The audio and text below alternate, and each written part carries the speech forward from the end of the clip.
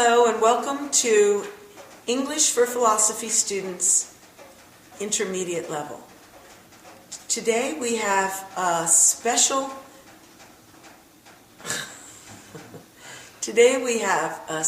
guest. My daughter Michelle, who is 22 years old, and she is working for a church and hoping to go to Japan as an English teacher next year.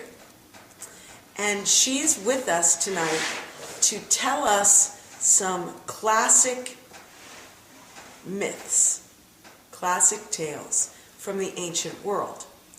And when Michelle was a small child, she developed an interest in myths. And she would get books out of the library and read them. And then she would tell me the stories. And I was not familiar with Greek myths and Roman myths, myths from around the world.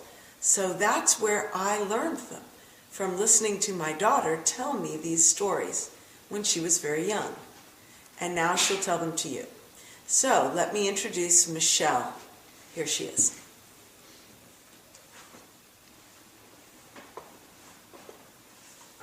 Hey, how are you doing?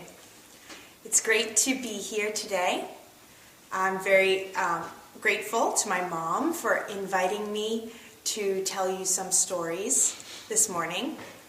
In Greek and Roman mythology, there are many, many, many stories. So it was difficult for me to pick just one or two stories to share with you in one video. So I decided to start at the beginning. In Greek mythology, the ancient Greeks believed that in the beginning there was chaos and disorder,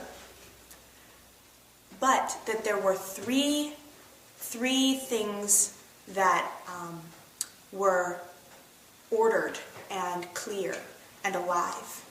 One was Gaia, Mother Earth. One was Uranus, the Sky Father. And one was Eros, the love between them. And these three were the first alive, thinking, feeling beings in the universe, according to the Greeks. And when you have a father and a mother and love, you very soon have children. And that's where everything else came from. So soon, Mother Earth was giving birth to children. And her first children were the Titans. Titans, you may have heard of Titans. I'm not sure if that's a common word from Greek across all over the place. I see some heads are nodding here, so you may know the word Titan and already have an idea of who the Titans were. But I think of the Titans as enormous, powerful people who don't die. And one of them was the moon incarnate. One of them was the sun incarnate.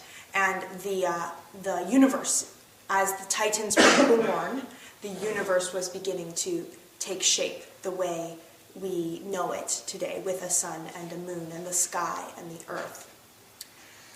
And the Sky Father was very proud of these children, very proud. And they continued living happily, and Mother Earth continued having children.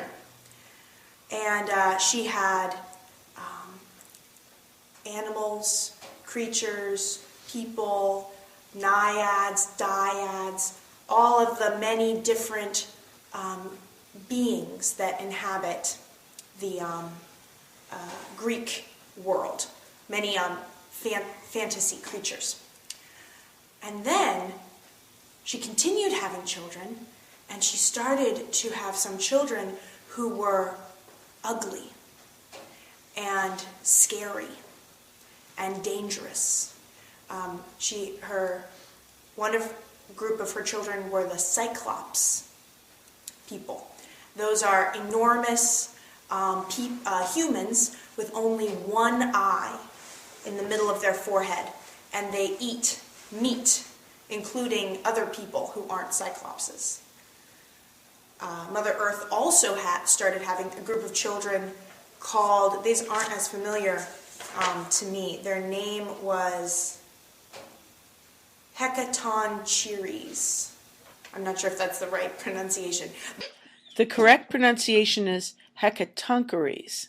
But the root word in that name means 100 hands. And so these were people with 100 arms each. And they were ugly. They were very good workers, but they were very ugly. And the Sky Father was not proud of the 100 armed children and the Cyclopses. And he decided that it would be good to confine them in a pit, in a volcano. And that place that he put the Cyclopses and the 100 armed people is called Tartarus, which you may have heard of. That Tartarus shows up, that word shows up in other stories that aren't Greek myths. It's sometimes used to mean hell. I see a hand. Is it a real place on the map? It is not a real place that I know of. Hasn't been discovered since ancient Greece. So he put the children of the Cyclopses and the 100 armed people into Tartarus, where they were confined. And that upset Gaia, their mother. Because a mother loves her child, no matter how ugly or cannibalistic the child may be. So the Mother Earth appealed to Uranus, the Sky Father, but the father would have nothing of it. He wanted them to stay in Tartarus. He thought it was a good idea. So Gaia appealed to Kronos. Kronos was the youngest Titan, Gaia's favorite child. Very strong, very beautiful. And Gaia went to him and said, "Please help me stop your father, free your brothers, the Cyclopses and the 100 armed people, and I will help you." And so Gaia supported Kronos in fighting his father, Uranus, and killing him and taking over. So Kronos became king of the universe. But once Kronos became king, along with his brothers and sisters, the other Titans, he did not free the Cyclopses and the 100 armed people, which did not make Gaia happy at all. So, but Kronos was smart. He thought, if I could overthrow my father, then my child could overthrow me. So, every time Kronos had a child, he would eat the baby.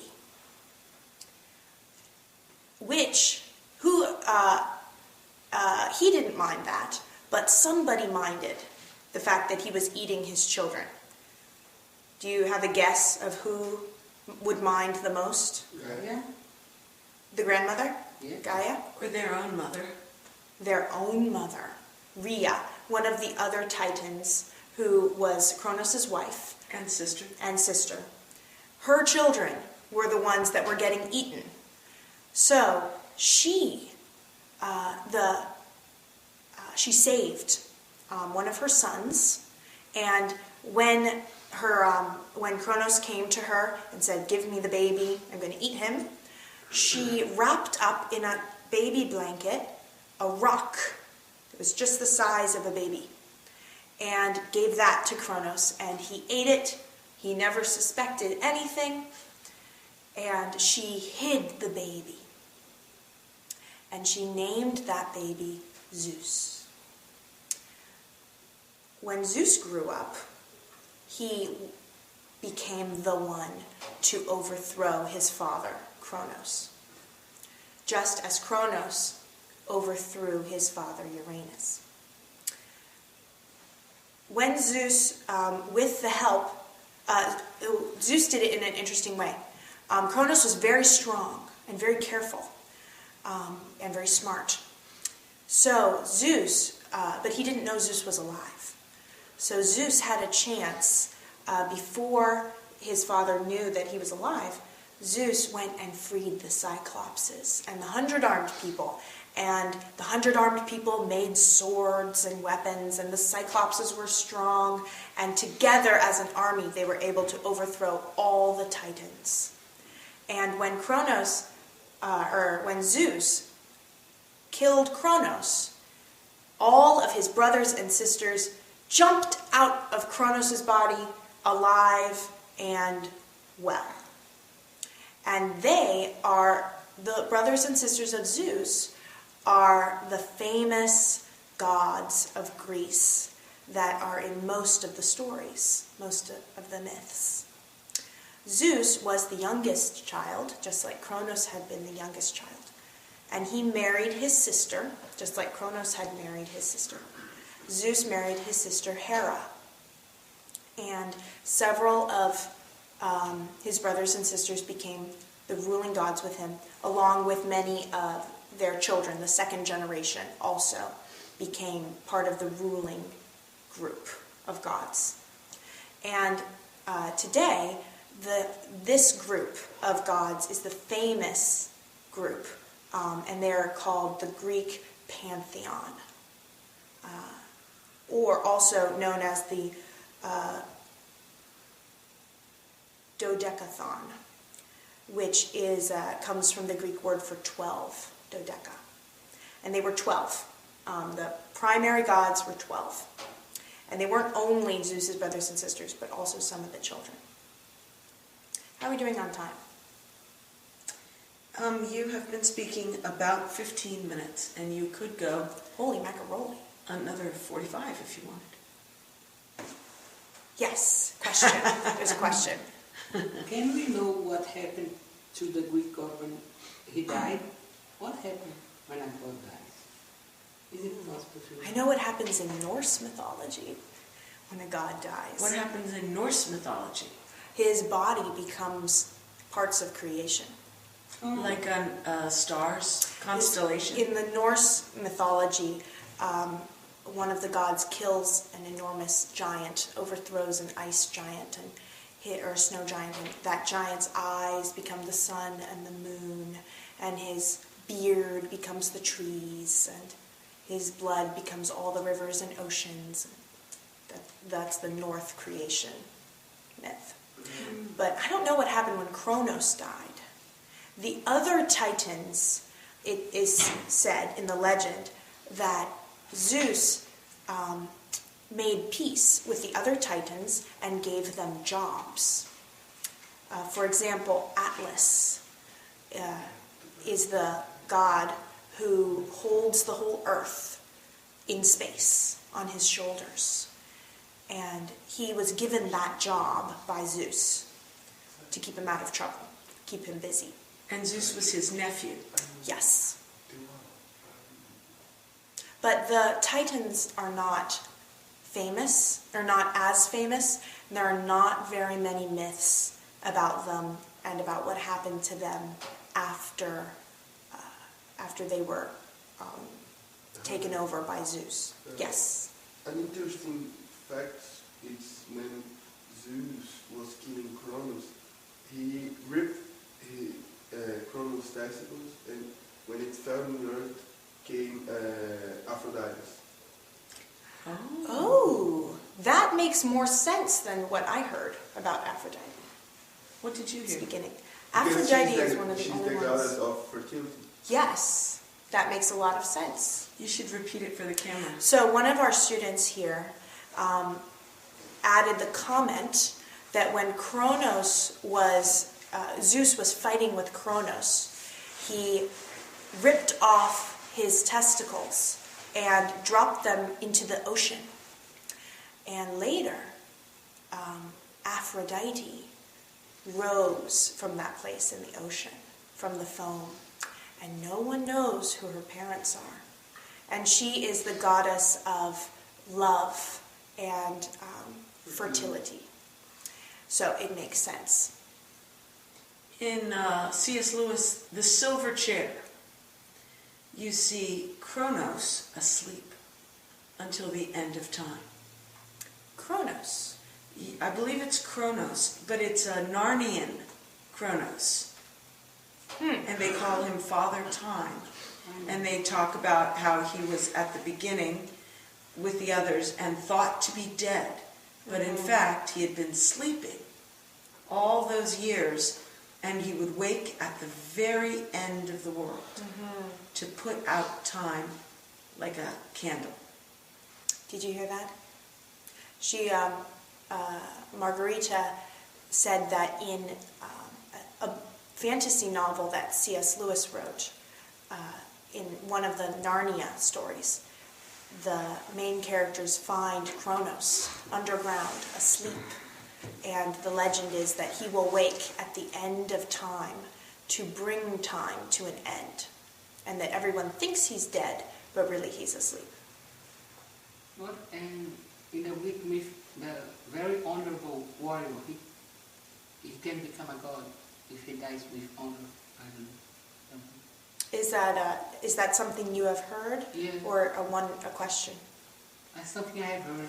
I know that Hercules became a god, even though he was a man. But I think it is very rare for a human to become a god. A demigod, right? A demigod. Demigod.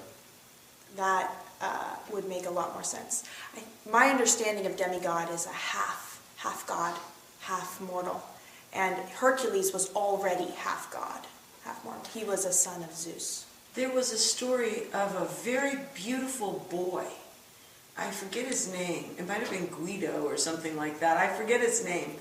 But he was taken Ganymede. Ganymede. There we go. Ganymede. And he was taken by Zeus up to Olympus to be the cupbearer. And he became a god. Cupbearer. So he would serve wine to Zeus. Oh. He would hold the cup for him. Instead of a cup holder where you put the cup on your armrest, he'd have a little boy there to hold the cup. Yeah. So in the Greek pantheon, most of the characters are from Zeus's family, but many of them are Zeus's children, either by half mortal or through another lesser creature or another god. One of the Greek pantheon, I believe, is from one of the Titans and Zeus together. Which one was it? I think it was Dionysus. No. Leta's son. Apollo and Artemis. Apollo and Artemis are twin gods. One is of light and morning and sun. This is Apollo. He drives a chariot of horses across the sky like the sun, though he isn't the sun.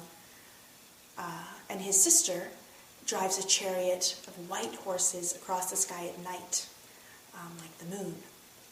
And they are the children of one of the Titans and Zeus. Artemis is the hunter goddess? Artemis, yes. Artemis is the goddess of the hunt and of virginity and of childbirth, Interesting. ironically enough.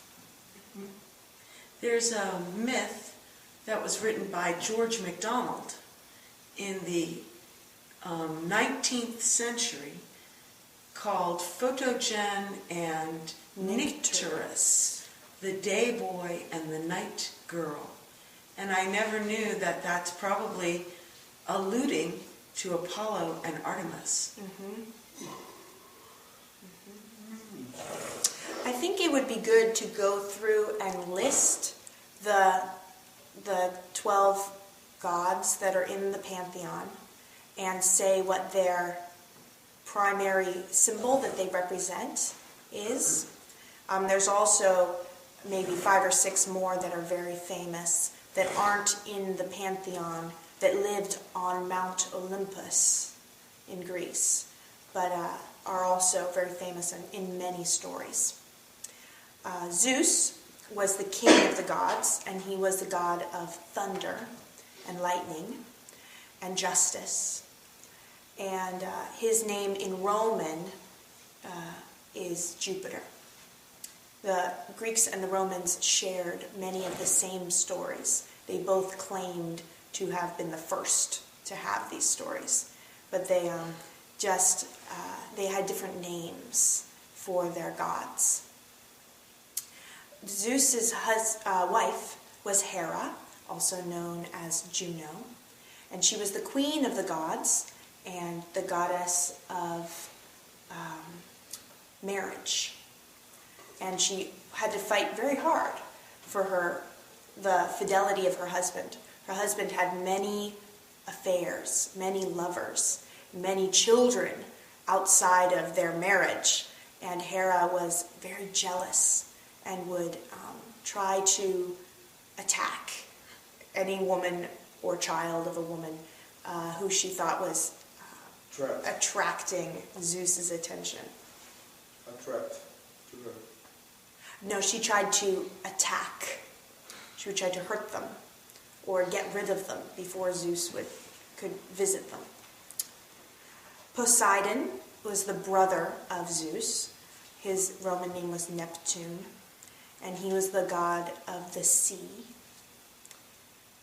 Dionysus, or Baccha, was a child of Zeus through a mortal. So he was a demigod that was accepted into Mount Olympus as a main god. And he was the god of wine and pleasure and parties and fun. And he was very young. He was a young guy. He was like 18 forever. And he would have grapes in his hand and grape vines growing everywhere he went, so he could have fresh wine. Anyway, he's a fun guy. Apollo and Artemis, twins from Zeus and a Titan woman. We already talked about them a little bit. And there's lots of stories about them, tons and tons. Artemis's Roman name is Diana, by the way. Hermes, or Mercury,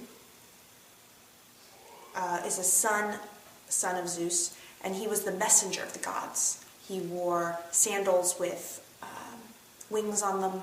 He would take messages. And the reason they gave him this job was because he got into so much trouble. He was also young, and he was the trickster god, and he drove the other gods crazy.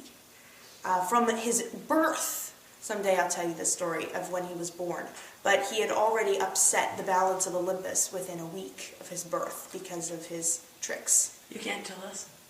Well, in short, he was born and then his mother took a nap, and he crawled away from her while she was sleeping. And he was on an island with some cattle that was owned by Apollo. And he thought that the cow skin, he had already found a turtle shell, an empty turtle shell, and he wanted to make a drum. So he thought some cow skin would be perfect to spread over the turtle shell, the underside of the turtle shell, and make a drum. And so he stole the whole herd of cattle, and he led them away. But the tricksy thing he did was he tied under their hooves, he tied horseshoes that were backwards. So when Apollo came looking for his missing cows, he followed their tracks in the opposite direction from where Hermes was, happily stringing his drum. And he also stripped the hide into strips and created the first stringed instrument that way. Hermes is the god of music. It invented music, supposedly. He invented the drum, he invented the lyre. And at this point, Apollo was furious and was already asking for judgment from Zeus. And Hermes almost didn't make it past that day. But Zeus decided to keep him around and give him a job to keep him busy. Another very big god is Athena. Athena, there are I've read mixed stories about Athena, but it is always said that Athena grew up in her father Zeus's head. Now, some people think that Zeus was afraid of being overthrown, and so he ate her. You'd think he would have learned. But in any case, somehow she got into his head and grew up there, and she was wearing armor and clanking around and gave him a headache. So he eventually had the surgeon god come and cut her out of his head, and she jumped out of his head fully grown and wearing full armor. And she is the goddess of war, strategy, and wisdom. And some people think the reason Zeus put her in his head in the first place wasn't to keep her from overthrowing him in a warlike fashion, but to get her wisdom inside of his head and to have her always there to advise him. So there's lots of stories about Athena. She and Artemis are my personal favorites. Ares, or Mars, was a legitimate son of Zeus and Hera. He's the god of war, and legend has it that he was disliked by everybody, except for Hera, his mother, and Aphrodite, who thought he was adorable. Mm-hmm. Which brings us to Aphrodite, who rose from the sea.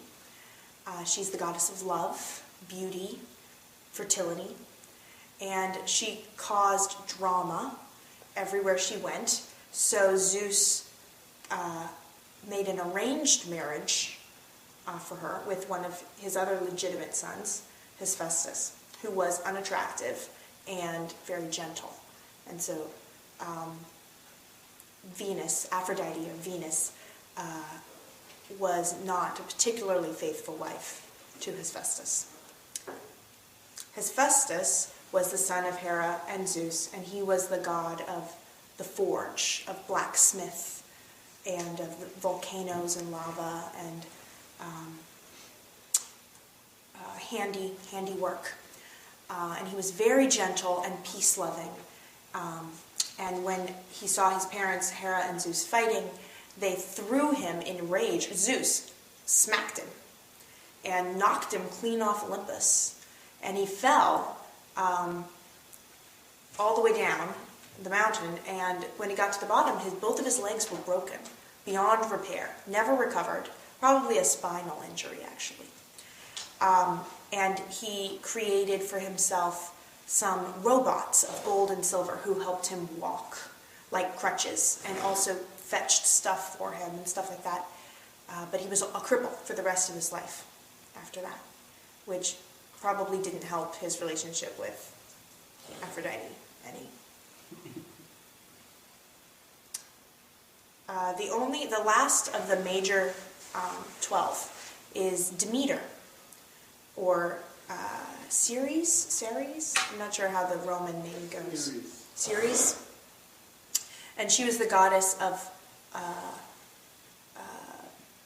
nature and harvest and abundance in plants, fruits and vegetables and that sort of thing.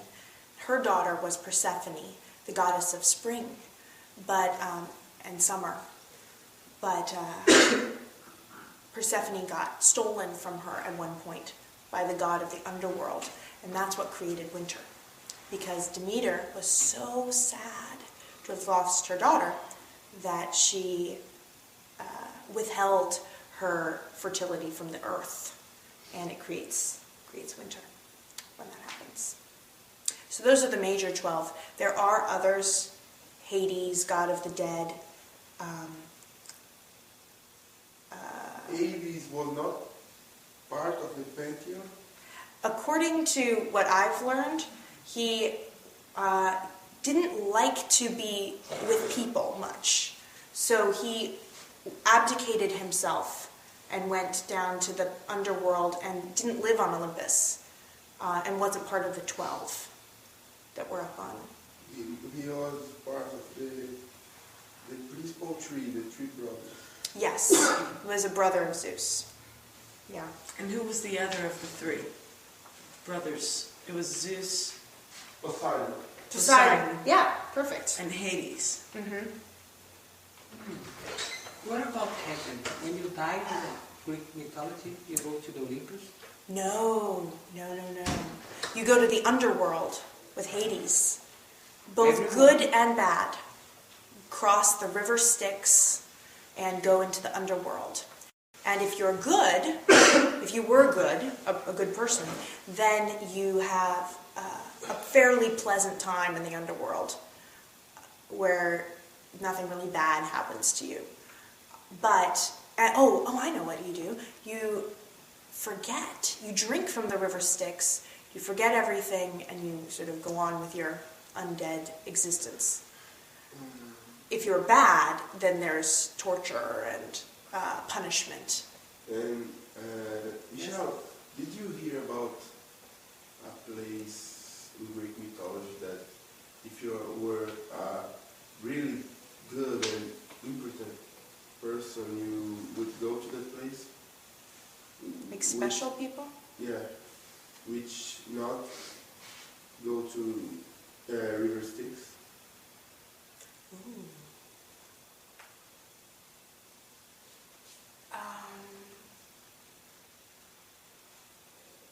That's not ringing a bell for me. I know some people have thwarted death and gone to Olympus, like Hercules. But my understanding was it was sort of good and bad, both in the underworld. Did you hear something different?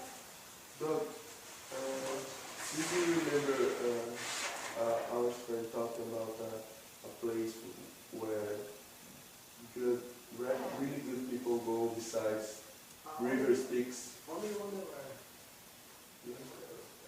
you And remember there were people like the oracles Don't have heaven. in earth Don't you remember how you who said can prevail Oh, you the say- future, can see the future. something related to Don't have heaven. Delphi Is it oracle? real mythology? It's definitely in Greek mythology that there were oracles and prophets who could predict the future and interact with the gods. And the gods interacted with people a lot. They would appear to them in disguises or in dreams or as themselves all the time. There were a few stories of people who became something else, like became a constellation in the sky, Oh, that's true. or became a tree, or became a flower, or became an insect. Yes, that's true. Or became a monster. Like, Became a monster. The Gorgon. Yes, Medusa and her sisters. The dawn and the dusk both fell in love with human men and wanted them to live forever. And so they went to Zeus and asked for a favor. And the dusk asked for eternal life for her lover. And Zeus granted it. But she did not ask for eternal youth. And so the lover of the dusk got older and older and older and littler and shriveleder and smaller and squeakier voiced until he became a cricket. What is a cricket? A cricket is a bug that squeaks at night. Un grillo. Oh my God! Yeah. Poor woman. Well, the cricket is very faithful. He sings to his love at dusk in the evenings.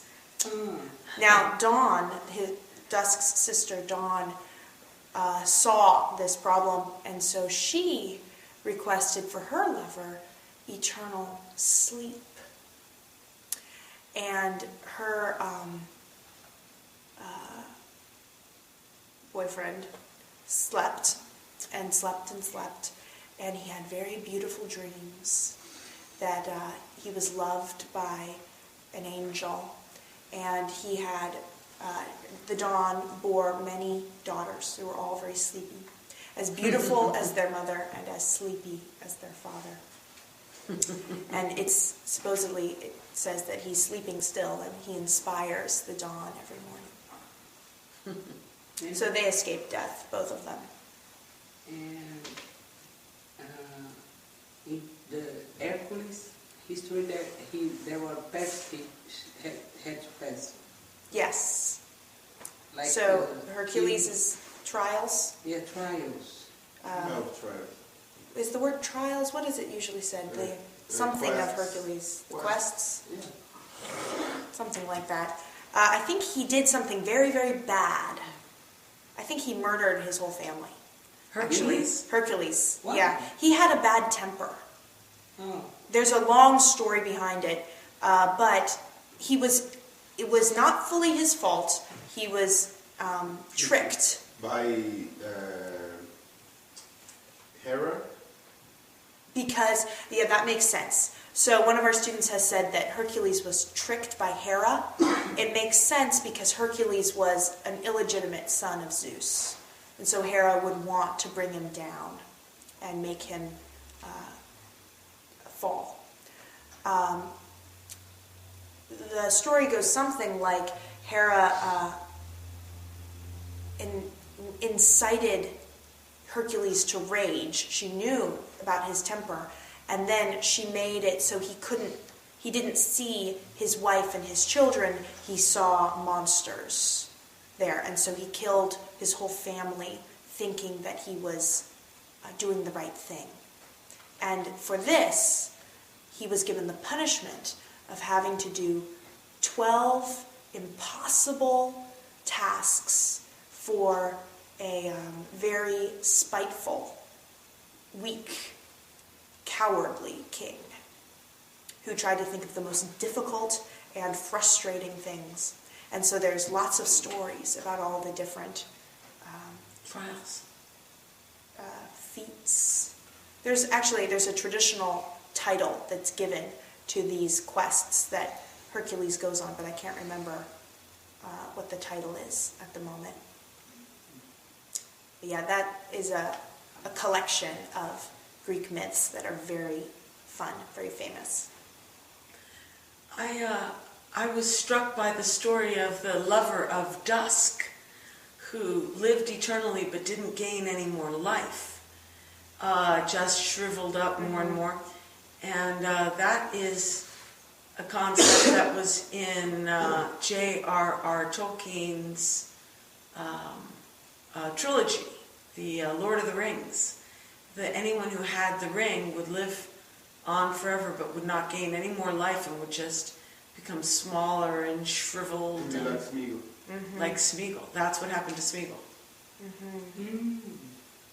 They were Hercules quest was tasks, the 12 tasks. I can't remember either. There were lots of them. And each one more difficult than the other. Each one a great adventure. Hercules was descended from Prometheus. Prometheus? No, excuse me, I'm sorry. Perseus. Perseus. Who was the other great hero of Greece. Perseus and Hercules were the two greatest heroes that Greece ever had. What did Perseus do, or who was he? Perseus, Achilles. Achilles, Odysseus, Archimedes, I would put them all in the same sort of, they were all characters in the Odyssey and the Iliad. And they were all great heroes, but probably not in the same category with Hercules and Perseus. Perseus was the one who was aided by, was the son of Andromeda, and son of Zeus, and was raised by a fisherman because in hiding, Andromeda was a princess, but her father knew that his grandson would overthrow him somehow. This is a theme. So he put his daughter and her newborn baby in a coffin and nailed it shut and threw it in the ocean. But it floated because there was air in it. And so it floated away to a different place and went ashore and was opened by a fisherman who found a beautiful princess and a baby inside. And he married Andromeda and raised the child, and the child became Perseus, who was sent on a suicide quest by a king who wanted to get rid of him so that he could take Andromeda. And the king gave Perseus this task, thinking that Perseus would get killed. And the task was to kill the Medusa, the Gorgon sister, who was so ugly that if you saw her, anyone who looked at her face turned to stone.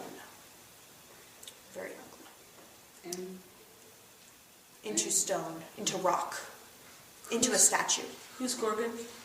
The Gorgon sisters were three beautiful women who were so vain that one of the goddesses cursed them to become ugly, and they all had only one eye between the three of them that they had to share.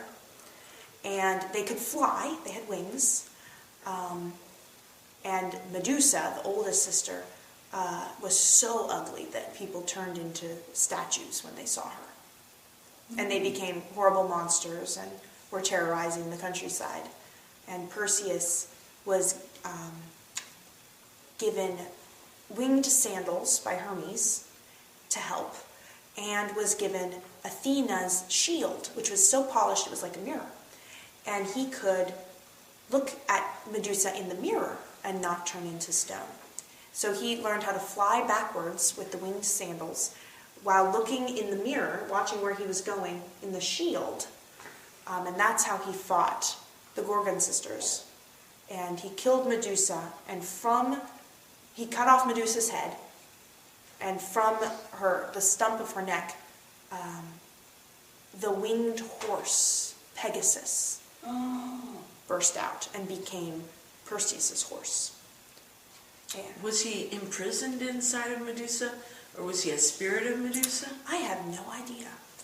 Does anyone know anything else about Pegasus? No. Were the Gorgons connected physically like Siamese twins? No. Because I have a mental picture of a three-headed monster. No, it's where three each head, if you ugly cut it women. off, 7 more grow. No. That is the Hydra.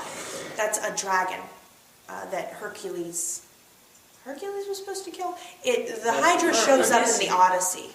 Odysseus. He doesn't kill it. Odysseus doesn't kill it. Hercules kills Who kills the Hydra? Hercules. Atlas kills the Hydra? Hercules. Hercules. That's what I thought, that Hercules had to kill the Hydra. Is Hercules after Odysseus in time? Do they come into history that way? I don't know. I wouldn't think so. Because Hercules kills the Hydra, but Odysseus encounters Fights the Hydra, yeah. Maybe there's more than one Hydra. Maybe. And the astrology sign was like Scorpion, Aquarius. They have some relation with Greek, right? With what? Greek mythology. Astrology signs. Like Scorpion. The zodiac. The zodiac signs. So the question is, do the zodiac signs of Aquarius and Scorpio and Gemini have anything to do with Greek mythology? I know that some Greek myths talk about how certain constellations come into being, but and they talk about the different constellations, but I've never heard a myth reference the zodiac specifically. Do we know where the zodiac comes from, like what culture? I don't know. Does anyone know where the zodiac comes from? No. Historically? Ask Olavo. He would know. Where does this go? And people in Greece, they believe that these things happened a long, long time ago. Yes. Because none of Well, you mean modern day Greek people? No, the old people. Ancient Greeks. Yes, and because they never saw it.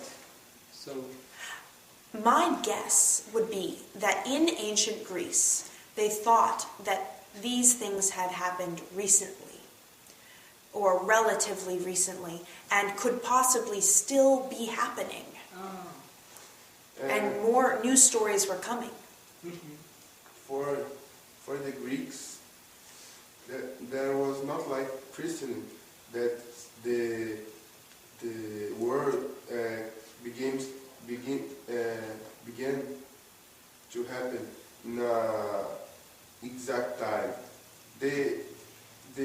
For the Greeks, the world always had existed. Always the time it existed. I think the Greeks had more of a mythological understanding of their stories as opposed to a historical understanding. I think it was different than the Jews.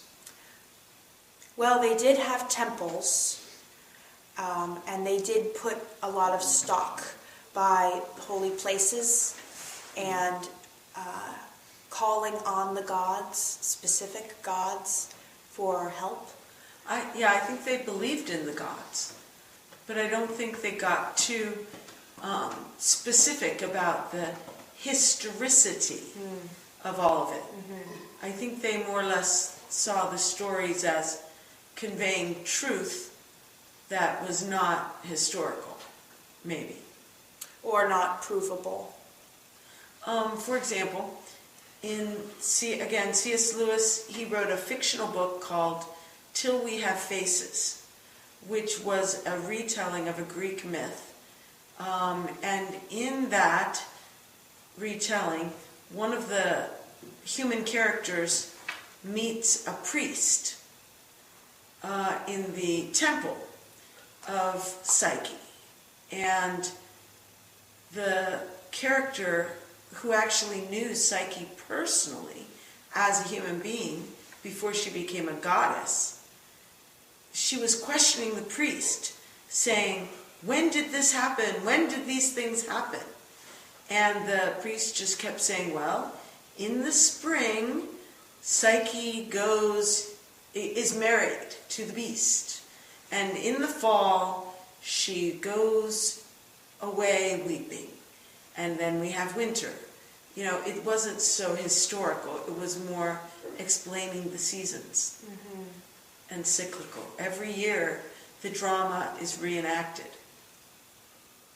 Well, they make great stories. Either way, you look at it. Whether you think they happened at a particular time, or whether they are complete in of themselves and happening currently as an explanation of the way the world works, or whatever. They make wonderful stories. Like the god who traveled a horse cart with the sun. Apollo. Yeah. And his son. Well, I think that's probably enough for today. And about the tower guy on the labyrinth, you know? The Minotaur. Minotaur. Yeah. What's he? What does he came from? Minotaur.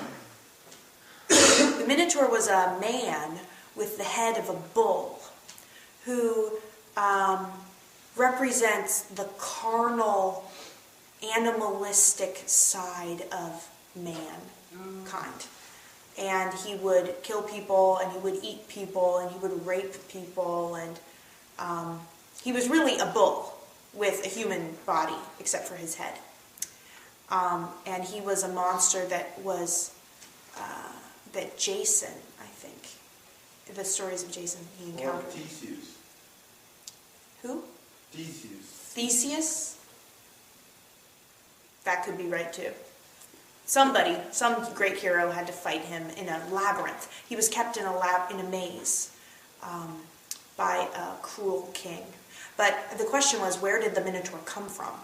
I'm not sure. Maybe he was a child of Gaia, one of the monsters. He could have been just born that way.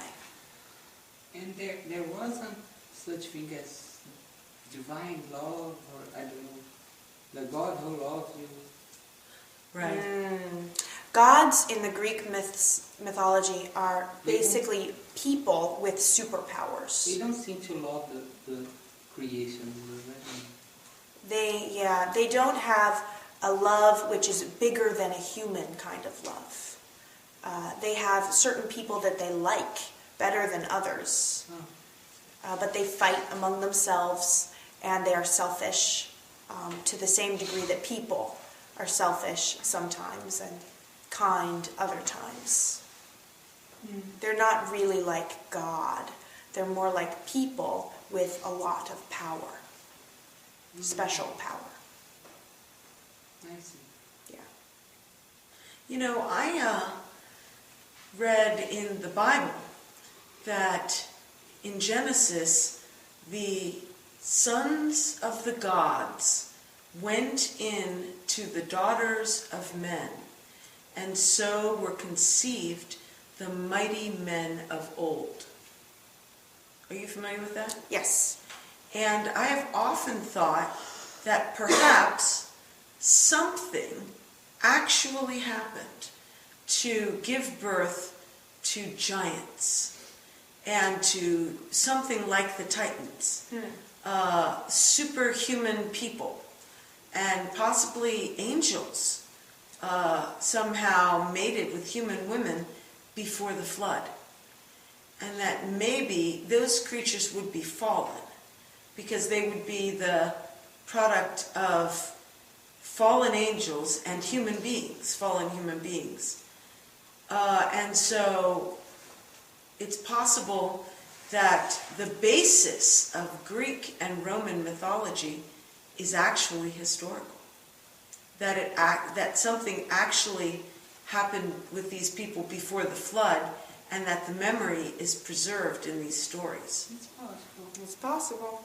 I like it. It would make a great myth. Yeah. And other European and myths, they kind of looks like one another, right? Like the Myths from different cultures yes, resemble each other. Thor. It looks like a kind of Greek. Yes, the god Norse of god Thor, the god of thunder, looks like he could have been one of the Greek gods. Yeah. Many of the different ancient mythologies have similar elements to them. Some of them are very similar. As far as I know, every cultural ancient culture has a myth about a worldwide flood, which is uncannily similar. Like flood? Flood. Like of water coming down and drowning. Really? Yep. Oh. Every major, my understanding is that every major cultural tradition has a flood myth. Because the people were too bad. They're different in the details, but it makes one wonder if they're all remembering something that actually happened.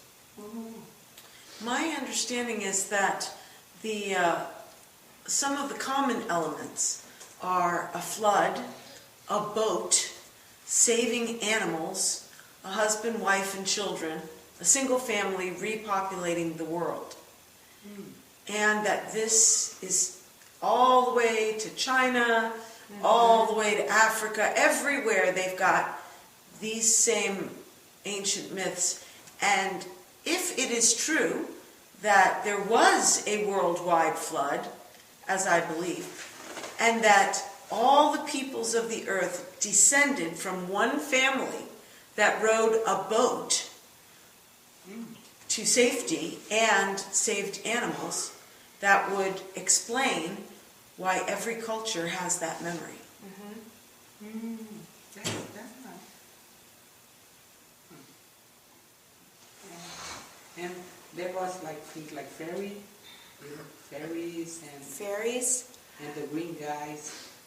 the green guys, Leprechauns. No leprechauns in Greek mythology, but there are wood sprites, especially the spirits of trees and the spirits of rivers that live in the woods. And I'm not sure if they have pixies or fairies in Greek mythology. I don't think so. The Greek mythology looks like everything's sacred. Like Everything. I don't know, like everything has magic on it, you know. Like, Magic. There's a Like lot of magic. anything. Almost anything is possible. yeah. You've got the story of Pandora. Oh, Wasn't there a Pandora. fairy in Pandora's box? Okay, so the story of Pandora is about how did trouble come into the world. And the story goes that the gods were good, and so they put all bad things, hate, famine, sickness, fear, pain, they put all of those bad things in a box. And they entrusted this box to a family to watch over, to make sure no one opened it. And as long as no one opened this box, everything would be perfect on earth, Paradise. like the Garden of Eden. But in this family was a girl named Pandora, who was very curious. And she didn't know what was in the box. And she really wanted to know. And so she thought it wouldn't hurt to take a tiny peek, just a little glance to see what was in the box. And so she opened the box, and everything rushed out. They came out, and most of the pictures look like little fairies, like very ugly fairies, flying out. Gossip and wrath and lies, all coming out of this box. And at the very bottom, as Pandora is weeping in terror, out comes one last little tiny thing, and it's hope. Hope was in the box. And so, though Pandora let out all of the evils of the world, it was not without hope. And she also brought hope into the world. But those aren't really fairies. It's like if you find a fairy, an Arthurian fairy, it's not going to be from Pandora's It box. looks like Adam and Eve. It looks like Adam and Eve. Yeah. It's similar. That is a myth that looks sort of similar. Very nice. And they have a kind of thing about apocalypse, you know? Apocalypse, the end of time? Yeah. Not in the Greeks. Yeah, I don't think so. Huh. They definitely do in Norse mythology. Oh, Yeah. what? How is it? In Norse mythology, there's a god named Loki, who is the tricky god, mischief god, and he has had several very hideous children, including an enormous snake that goes all the way around the whole world, and an evil crone of death. I think she's crone of death. And an enormous wolf that hunts people and eats them. And at the end of time, all of the children of Loki get together and stage a rebellion and fight the gods, and everyone dies, basically. but in the aftermath, in the ruin of the whole world is in ruins and all the gods are dead, Balder, who is someone from a totally different myth, and his best friend / brother, who I can't remember the name of, wake up. And they'd been dead before. They die early on. And they wake up and they are the beginning of the new life on the earth. And everyone who dies, when you die in that world, whether you're a god or a person, you pass through a river of fire. And the fire burns away all your sins. And when you get to the other side, you're fit for heaven. And everyone goes to heaven.